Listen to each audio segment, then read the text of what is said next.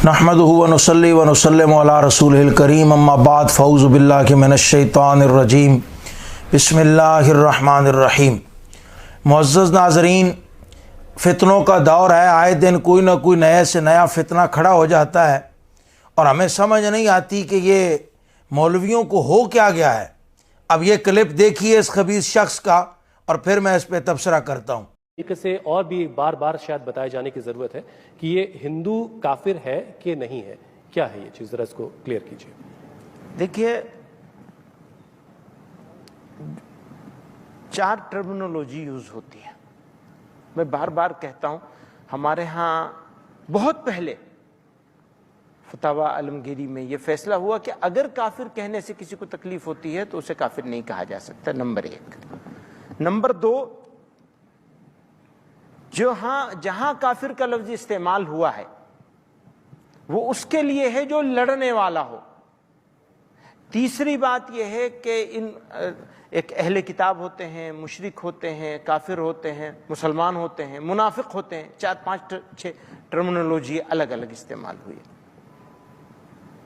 तो अगर किसी को ऐसा लगता है कि वो इनको, हिंदुओं को या जो भी नन मुस्लिम है उसको काफिर बताएं, यह गलत है बिल्कुल। उसमें तो यह कहा गया है कि शिब्ह अहले किताब है, नियरेस्ट जो है वो अहले किताब है। तो यहाँ के लोगों के बारे में ये कहा गया। ये बात इतनी ज्यादा लोगों के बीच कैसे फैल गई जब कुरान उन्होंने तो कहा हजरत मौलाना कासिम नानोतवी रहमतुल्लाह अलैह ने लिखा है कि मैं जब उनकी तालीमात देखता हूं तो मुझे ऐसा लगता है कि श्री रामचंद्र जी के बारे में और श्री कृष्ण जी के बारे में, दोनों के बारे में लिखा है, किताब लिखी है कि उनकी तालीमात का मतलब टीचिंग्स, जब हम टीचिंग्स देखते हैं उनकी तो हमें ऐसा लगता है कि वो नबी थे, ऐसा महसूस होता है।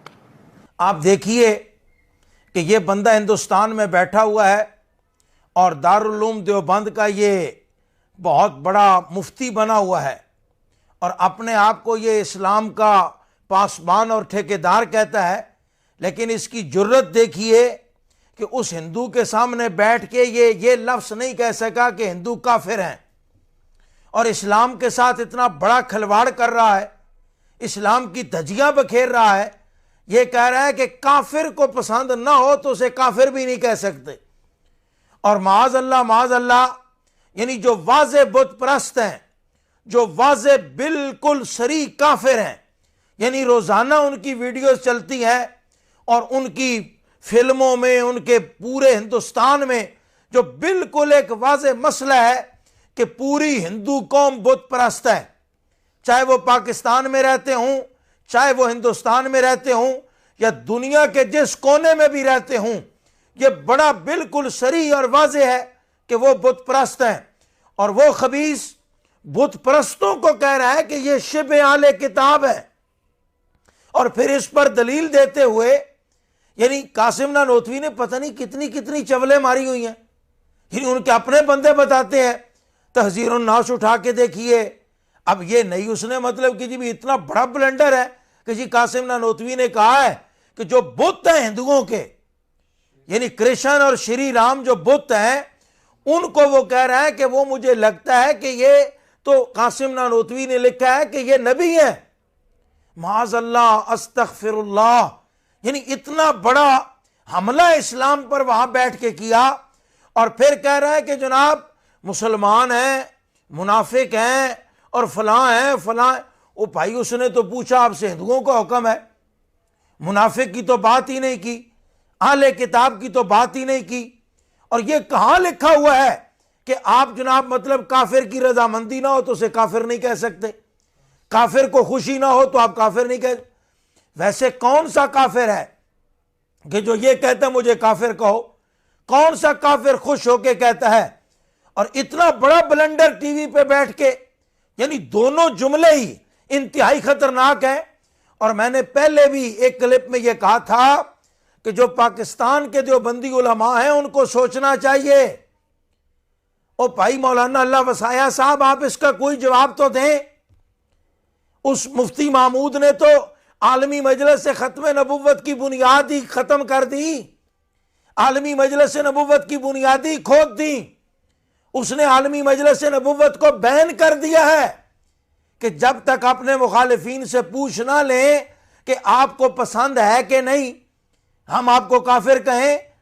तो क्या अल्लाह वसाया साहब आप पहले अपने मुखालिफिन से पूछते हैं जिनके बारे में आप कहते हैं कि जी हम इतने सालों से तारीख चला रहे हैं, वो तो काफिर भी नहीं मुर्तद हैं, तो आप उनसे पूछते हैं पहले कि जनाब आपको पसंद है कि नहीं, या कोई आपको सनद मिली हुई है, कोई हमें भी दिखा दें कि जनाब हिंदुओं को तो काफिर नहीं कह सकते, उनसे पूछे बगैर, उनकी रजामंदी के बगैर, लेकिन इनको आप काफिर कह रहे हैं।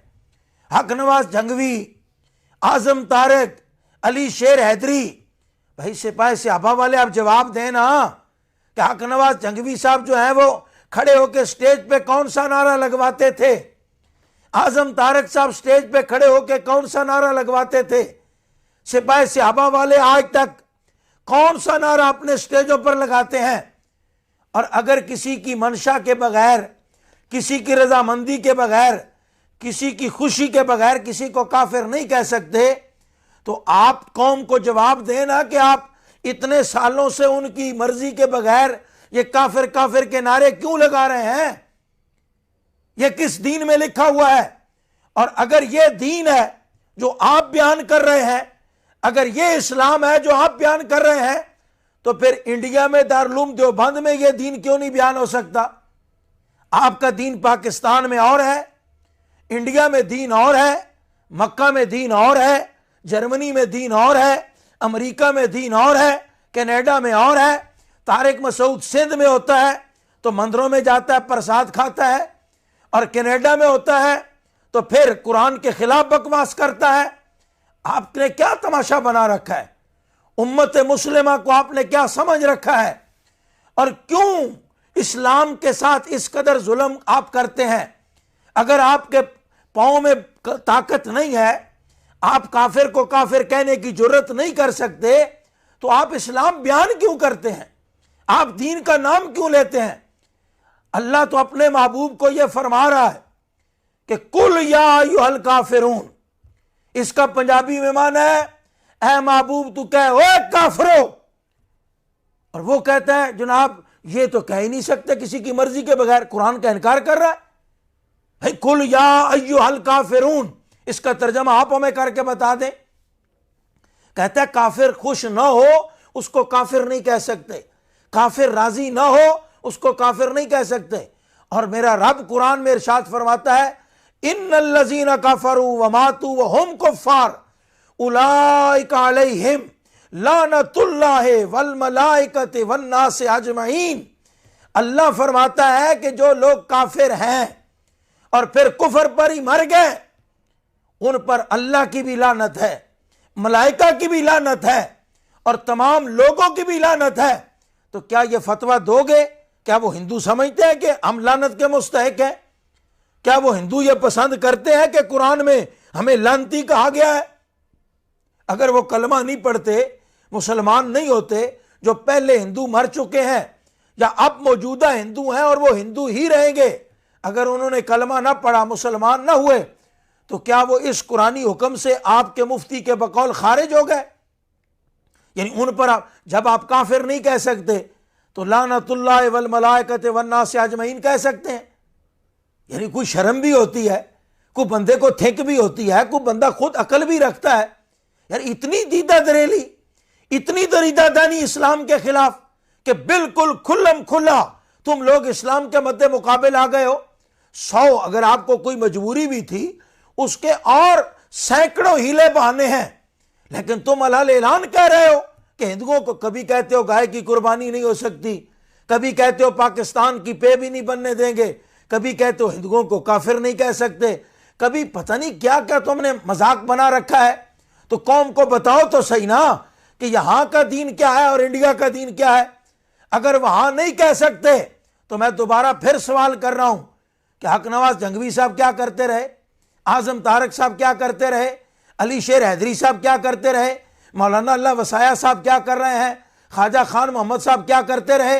अगर मुफ्ती महमूद का फतवा माने तो फिर आपकी बुनियादें हिलती हैं और अगर आपका फतवा माने तो फिर वो इस्लाम के खिलाफ जहरीला प्रोपेगंडा है।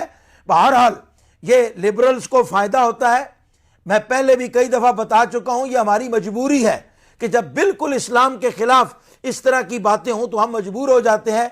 वगरना मुझे इस बात का बखूबी अंदाजा है कि जब मौलवी के खिलाफ बात होती है, दाढ़ी के खिलाफ बात होती है, टोपी के खिलाफ बात होती है, तो फिर लिबरल हंसता है, लिबरल खुश होता है, लादीन तबका कि मौलवी आपस में लड़ रहे हैं। हम लड़ नहीं रहे, हम अमन पसंद लोग हैं ना। हम ये चाहते हैं जहां आप हैं आप रहें, आपका अपना मसलक है, आप उसकी तरवीज करें, इशात करें। हर आदमी को आज़ादी इजहार है, लेकिन खुदा के लिए इस्लाम से इतना खिलवाड़ तो ना करें, इस्लाम के खिलाफ इतनी बदजुबानी तो ना करें कि हम मजबूर हो जाएं। और जाहिर है अब जब आप बिल्कुल इस्लाम के अपोजिट जाएंगे और कुफर को जो है वो अप्रिशिएट करेंगे और टर्मिनोलॉजीज के नाम पर आप जो है वो कुफर की हमायत करेंगे, तो फिर मजबूरन हमें भी कलाम करना पड़ेगा।